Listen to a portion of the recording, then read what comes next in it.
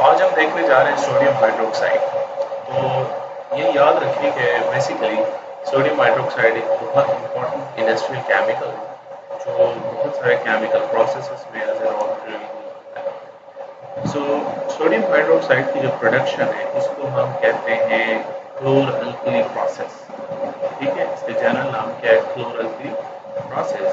और it's a very large scale process, बहुत बड़े पैमाने पर इसे बनाया जाता है। इसके बाद अब हम ये कहते हैं कि पास्ट फ्यू डेकेड्स में, पिछले और कुछ कुछ सालों में, कई सालों में इस प्रोसेस की कई रिफाइनमेंट्स आई। ठीक है, सो बेसिकली हम जनरली एट दिस स्टेज हम ये कह रहे हैं कि it is very very mature industry. इस वक्त बहुत ज़्यादा ये तकरीबन आसानी से पूरी पूरी कंट्री में हर जगह ये चलाया जाता है। ठीक है, सो बेसिकली हम ये कहते हैं कि जो सोडियम हाइड्रोक्साइड बनाने के लिए जो बेसिक आप कहते हैं रॉ मटेरियल चाहिए होता है वो जनरली NaCl है। This is क्लोर alkali process. इसमें क्या है? NaCl, नमक आपको चाहिए। तो आपको पता है कि पाकिस्तान में जो है वो चौथा बड़ा नमक का खजाना है, दैट इज या रिसोर्स है। चौथा बड़ा नमक का जो है वो बहुत बड़ा जखीरा हमारे पास मौजूद है। जैसे खेवड़ा का आना जानते हैं सब लोग। तो नमक हमारे पास काफ़ी ज़्यादा है, लिहाजा सोडियम हाइड्रोक्साइड हम बहुत आसानी से बनाते हैं। आप में से कुछ लोग अगर खेवड़ा गए हों तो आपने देखा होगा कि नीचे एक ICI का प्लांट लगा हुआ, और वो जो खेवड़ा माइन है ना, उसके अंदर से पानी जा रहा है, बाहर की तरफ बह रहा है, क्योंकि वो नमक है तो उसमें पानी बहुत ज़्यादा स्टोर सर होता आपको है। पहले ऑफ कर दूं? तो उसमें होता ये है कि जो जो खेवड़ा माइन है ना, उसमें से पानी जो है ना वो पाइप्स के जरिए वो नीचे ICI फैक्ट्री को वो दिया जाता है। और उस नमक वाले पानी को, यानी ये वाला नमक जो है वो पानी में हल हुआ हुआ है खेवड़ा वाला, उसको वो फर्दर प्रोसेस करके, क्लोर अल्कली प्रोसेस करके दे प्रोड्यूस सोडियम हाइड्रोक्साइड, और इसको ऐसे कमर्शियल प्रोसेस यूज करते हैं। As far as I know, एक और फैक्ट्री को भी मैं जानता हूँ जो ये बनाती है, दैट इज ये लाहौर के करीब है, वो इत्तेहाद केमिकल्स के नाम से आते हैं। वो लोग भी क्या करते हैं कि नमक ले जाते हैं खेवड़ा माइन से।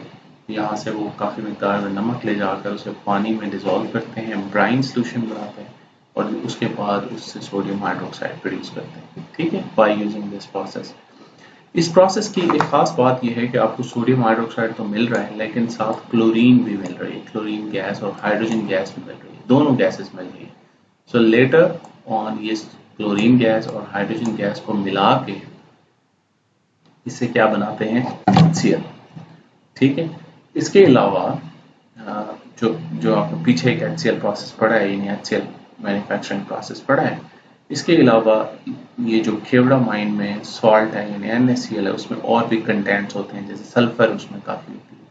जब सल्फर होती है तो ये देखा जाता है कि सल्फर को भी इसमें अलग किया जाता है। तो सल्फर एलिमेंटल स्टेट में भी बिकता है, और सल्फर से सल्फ्यूरिक एसिड भी बना देते हैं थ्रू कॉन्टैक्ट प्रोसेस।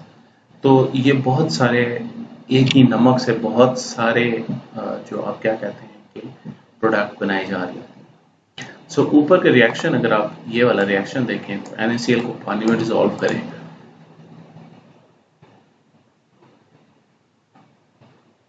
तो हमारे पास बनता है NaOH plus chlorine gas plus hydrogen gas. ठीक है, सो इस प्रोसेस के लिए हम ये कहते हैं कि what the reaction does not show is the energy required to make this process proceed. इसमें सिंपली एक रिएक्शन लिखा हुआ है, लेकिन इस प्रोसेस के दौरान जो एनर्जी रिक्वायरमेंट है वो नहीं लिखी हुई। सो कॉस्ट ऑफ एनर्जी, जो इस प्रोसेस को या इस रिएक्शन को रन करने के लिए जो कॉस्ट होगी, एनर्जी की कॉस्ट, वो बेसिकली एक सिग्निफिकेंट रोल प्ले करेगी overall cost of the product. इस प्रोडक्ट की जो मार्केट कॉस्ट है, या जो आप क्या कहते हैं मार्केटेबल प्राइस है, वो किस चीज़ से कंट्रोल होगी? एनर्जी से ज़्यादा।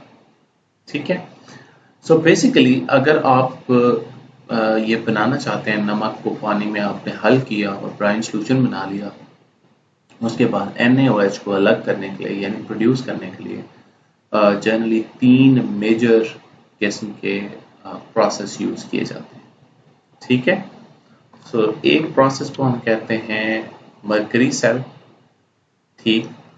दूसरे प्रोसेस को हम कहते हैं डायाफ्राम सेल और तीसरे प्रोसेस को हम कहते हैं मेम्ब्रेन सेल। इन 3 सेल से हम क्या बनाते हैं? Sodium hydroxide. अच्छा, अगर आप इस क्लोर अल्कली प्रोसेस की डायग्राम देखें तो वो ये है, this is a क्लोर alkali process. हम ऐसा करते हैं कि, और ये जनरली डायाफ्राम सेल की भी एप्लीकेशन है, ठीक है, या डायाफ्राम सेल की भी ये क्या है आपके पास डायग्राम है। अगर आप इसे देखें तो आपको ये पता चलेगा कि ओवरऑल ये एक डायाफ्राम है, एस्बेस्टॉस का डायाफ्राम लगा हुआ है। आपने ये प्रोसेस पढ़ा हुआ है, FSC के अंदर डायाफ्राम सेल आपने पढ़ा है, ठीक है। ये डायाफ्राम जो होता है ना दरमियान में, ये एक पोरस मेम्ब्रेन है, ठीक। इसके इस तरफ हम कैथोड रखते हैं, इस तरफ हम एनोड लगाते हैं, और ये जो बीच में ये जो सॉल्यूशन है, इस सॉल्यूशन को, इस चैम्बर को, एक ये चैम्बर है, एक ये चैम्बर है, इनको ब्राइन सॉल्यूशन यानी NaCl के सॉल्यूशन से फिल कर देते हैं। और ये चीज याद रखें कि जो एनोड वाली साइड है उसका लेवल हाई रखा जाता है और जो कैथोड है उसका लेवल लो रखा जाता है। उसकी मैं रीजन आपको बताता हूँ कि क्यों ऐसे किया जाता है। अच्छा, होता ये है कि जब आपको पता है एनोड पर कौन सा चार्ज है? पॉजिटिव, और कैथोड पर कौन सा चार्ज है? नेगेटिव। सो आपने ये किया, जब आपने करंट ऑन किया तो इस पॉजिटिव से हुआ ये कि यहाँ पर मौजूद जो Na प्लस और Cl नेगेटिव है। देखिए इस पूरे प्रोसेस में जो आप कहते हैं कि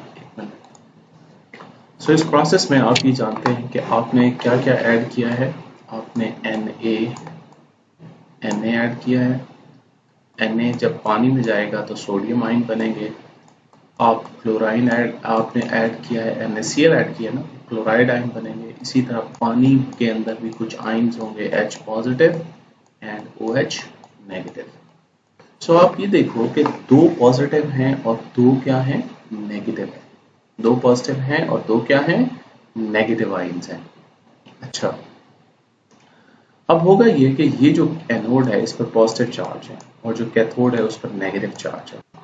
तो होगा ये कि जो इस चैम्बर, इस याद रखें कि ये जो डायाफ्राम है ना, इट्स अ परफोरेटेड या पोरस मेम्ब्रेन है।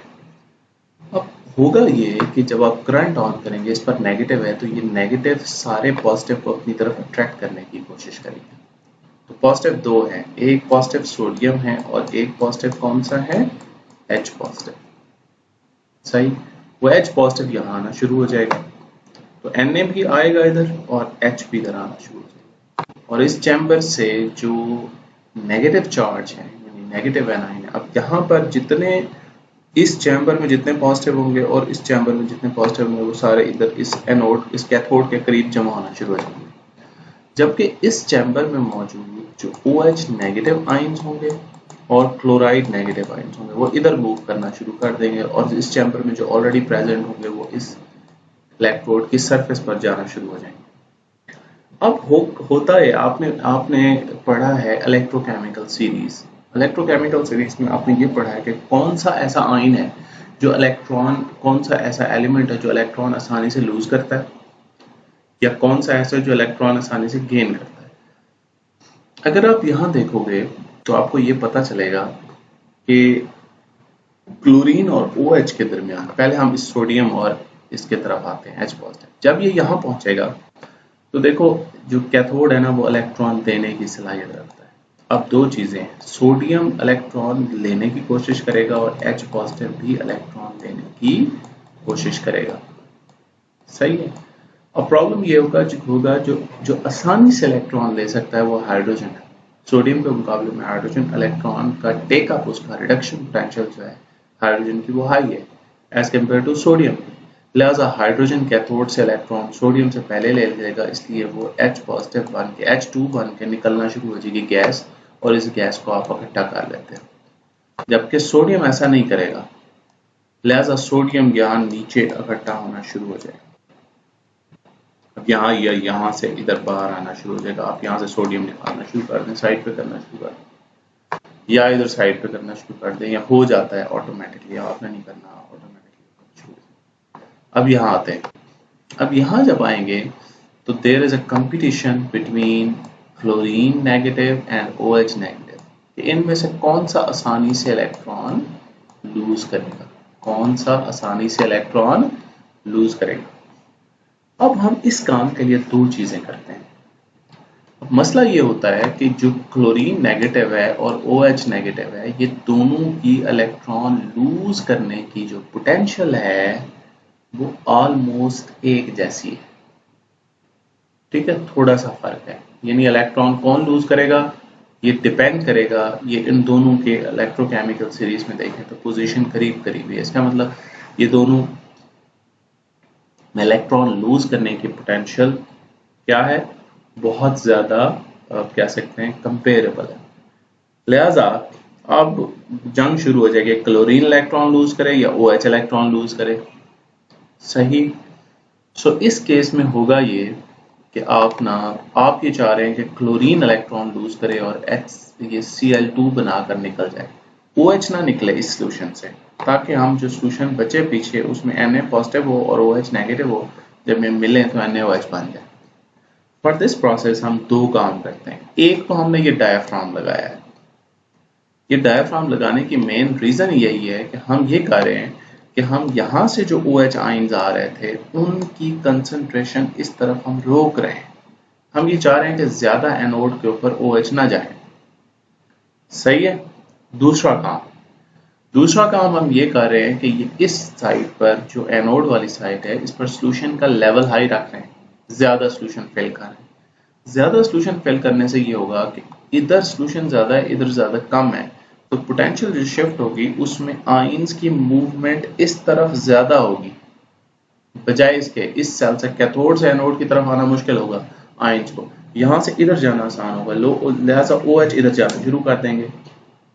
तो होगा ये कि यहाँ इस चैम्बर के अंदर एनोड के पास OH की कंसंट्रेशन ड्रॉप कर जाएगी और क्लोरीन की कंसंट्रेशन इंक्रीज कर जाएगी, क्योंकि क्लोरीन छोटा आयन है, लिहाजा आसानी से इसने क्या करना है, इस एरिया में आना है, और यहाँ क्लोरीन की जो रिडक्शन पोटेंशियल है OH से स्लाइटली ज्यादा है, थोड़ी सी ज्यादा है, लिहाजा उसे मौका मिलेगा, लिहाजा ये क्लोरीन इलेक्ट्रॉन लूज करके Cl2 बना। तो यहाँ Cl2 आप कैप्चर हुआ चाहेंगे, पीछे सोल्यूशन बनेगा उसमें क्या होगा, Na positive and OH negative. इस प्रोसेस से आपको 40% NaOH सोल्यूशन मिलता है, जिसे आप कंसंट्रेट करके ऊपर ले जाते हैं प्रेसिपिटेशन करने, या ये आप क्या कहते हैं, ये 50% मिलता है। तो ऑपरेशन सेटअप जिसमें से ये जो हाइड्रोक्साइड सोल्यूशन है, सोडियम हाइड्रोक्साइड सोल्यूशन, इसकी कंसंट्रेटेड 50% होता है, जो कि काफ़ी एडवांटेजियस है, ठीक है। एंड द डिसएडवांटेज ऑफ बाकी हम बाद में देखते हैं। ओवरऑल ये जो है ना, ये इस प्रोसेस के दौरान जो है वो काफ़ी हद तक आपको क्या मिल जाता है, सोडियम। अब ये डायफ्राम सेल है, ये बेसिकली डायफ्राम सेल की हम पढ़ते हैं। इसमें जो ये डायफ्राम है ये किसकी बनी हुई है, एस्बेस्टॉस और टेफ्लॉन की मेम्ब्रेन है, जो कैथोड एनोड को सेपरेट करती है, समझ आई। इसके अलावा जो बेसिकली ये जो है, it is very effective method to control the migration of ions in the electrolytic solution, और इस बेसिस पर ये काम करता है। अब हम इसका सेकंड प्रोसेस जो है ना वो है मर्करी सेल। मर्करी सेल की तरफ आते हैं। मर्करी सेल जो है ये भी क्लोरो अल्कली प्रोसेस है, यानी इसमें डाला NaCl का सोल्यूशन ही जाता है, ठीक है। सो ये flow layer of elemental mercury as a cathode, इसमें होता ये है कि हम करते ये हैं कि हम एक फ्लो लेयर बनाते हैं मरकरी की, और वो इसमें यूज होती है एज ए, आप कहते हैं कि एज ए, मैं दिखा देता हूँ, इफ वी गेट दिस,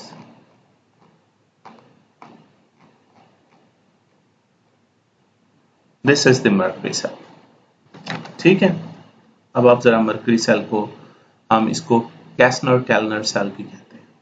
ठीक है, होता ये है कि हमारे पास ना ये सोडियम हाइड्रोक्साइड का सोल्यूशन है, यहाँ फिल कर दिया, ठीक, या यहाँ फिल कर दिया, ठीक है, यहाँ सॉरी, यहाँ पर सोडियम हाइड्रोक्साइड का सोल्यूशन यहाँ हमने फिल कर दिया, यहाँ से ऐड किया सोडियम क्लोराइड का सोल्यूशन, सही है। अब ये जो यहाँ ये नीचे वाली लेयर है, इसके ऊपर सोडियम और मरकरी का अमेलगम बनाया जाता है। अमेलगम कहते हैं कि हर वो एलॉय जिसमें मरकरी मौजूद हो दूसरी मेटल के साथ, उसको अमेलगम कहते हैं। तो सोडियम और मरकरी का अमेलगम मौजूद है यहाँ पर, और यहाँ पर जो एनोड लगाए हुए हैं वो लगाए हुए हैं टाइटेनियम के एनोड है। अब करंट ऑन किया आपने, यानी ये एनोड है, ये कैथोड है। अब होता ये है कि जब एनोड और कैथोड लगाया तो जो कैथोड है ये पॉजिटिव है, सॉरी ये नेगेटिव है, इस पर क्या चीज़ बनेगी, क्लोरीन, और यहाँ से क्लोरीन बाहर निकलना शुरू हो जाएगी, सही है। और जो सोडियम है वो इधर जाएगा एनोड के पास, कैथोड के पास, यहाँ कैथोड पर सोडियम आ जाएगा और एनोड पर क्या जाएगा, क्लोरीन, क्लोरीन यहाँ से निकल जाएगा। So as a result of this यहाँ से जो डिप्लीटेड ब्राइन सोल्यूशन है, जो ब्राइन सोल्यूशन बच गया, वो यहाँ से निकलना शुरू हो जाएगा। अब ये सोडियम मरकरी का जो सेल है, इससे जो भी मरकरी आ रही है वो यहाँ पे डिकम्पोजर में आ रही है। यह इस डिकम्पोजर चैम्बर में जो यहाँ NaOH बन रहा है, वो इस डिकम्पोजिशन चैम्बर से बाहर निकलता है। और यहाँ से आप वाटर डालते हैं, यहाँ से NaOH का सोल्यूशन बाहर निकलता है, उसे आप क्या कर लेते हैं, इकट्ठा कर लेते हैं। यहाँ देखो, यहाँ हो क्या रहा है, OH नीचे आ रहा है और Na नीचे आ रहा है, तो ये मरकरी के साथ मिल रहा है। मरकरी जब यहाँ आता है तो यहाँ पे आकर ये क्या करता है, डिकम्पोजर, NaOH मिल जाता है और जो हाइड्रोजन गैस है वो यहाँ से निकलना शुरू हो जाती है। अब ये जो मरकरी आ रही थी जिसके अंदर NaOH था और H2 था, वो इम्प्योर है, लिहाजा उसे प्योरीफाई करने के लिए आप नेक्स्ट चैम्बर में ले जाते हैं, हॉट वाटर डालते हैं, ठीक है, कूलर डालते हैं और मरकरी प्योर हो जाती है। इस मरकरी को दोबारा पंप करते हैं और वहाँ यहाँ ले जाते हैं। So this is the whole process in mercury cell. ठीक है, डायफ्राम सेल आपने देख लिया, ये डायफ्राम सेल है, ठीक, वो हमने पढ़ लिया था। इसकी आउटर लेयर क्या है, ये जो कैथोड है स्टील का है, एनोड किससे बनाया जाता है, जनरली कार्बन कोटेड या titanium coated with ruthenium titanium oxide वगैरह वगैरह, ठीक है। सो ये कैथोड है, this is a membrane cell. तो पहले मेम्ब्रेन सेल को हम इसमें देखते हैं। समझ आ गई मरकरी सेल की, यहाँ तक कोई प्रॉब्लम? तो हम इस तरह करते हैं कि डायफ्राम और मरकरी सेल आज करते हैं, और जो बाकी पार्ट है उसे हम देखेंगे नेक्स्ट लेक्चर।